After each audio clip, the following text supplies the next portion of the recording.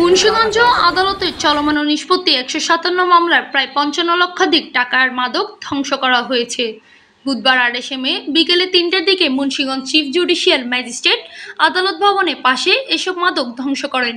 আদালতে মালখানার দায়িত্বপ্রাপ্ত বিচারক senior judicial magistrate Shahidul Islam. ধ্বংসকৃত মাদকের মধ্যে ১০৫ কেজি গাঁজা, ৮৯ বোতল ফেন্সিডিল, ২৭ ক্যান বিয়ার, ১৩ লিটার মদ, ৩,৮৮৫ পিস ইয়াবা ট্যাবলেট, ৫৮০ পুড়িয়া হিরোইন সহ অন্যান্য মাদক রয়েছে। এসব মাদকের মূল্য প্রায় ৫৫ লক্ষাধিক টাকা। বিষয়টি নিশ্চিত করেছেন জেলা মাদকদ্রব্য নিয়ন্ত্রণ অধিদপ্তরের ইন্সপেক্টর শিবনাথ কুমার সাহা। এ সময় গাঁজা ওজন দিয়ে মেপে আগুনে পড়িয়ে ফেন্সিডিল ও বিয়ার দা দিয়ে কুপিয়ে ও ইয়াবা ট্যাবলেট সহ বিদেশি মদ পানিতে ডুবিয়ে ধ্বংস করা হয়।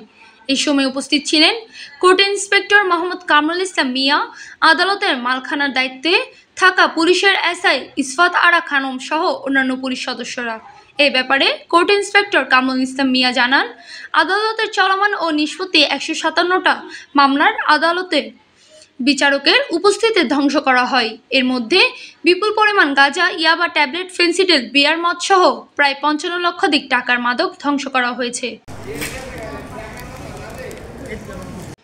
মুন্সিগঞ্জ প্রতিনিধি আনিসুর রহমান রলিনের পাঠানো তথ্য ভিডিও চিত্রে PIB ৭১ টিভি।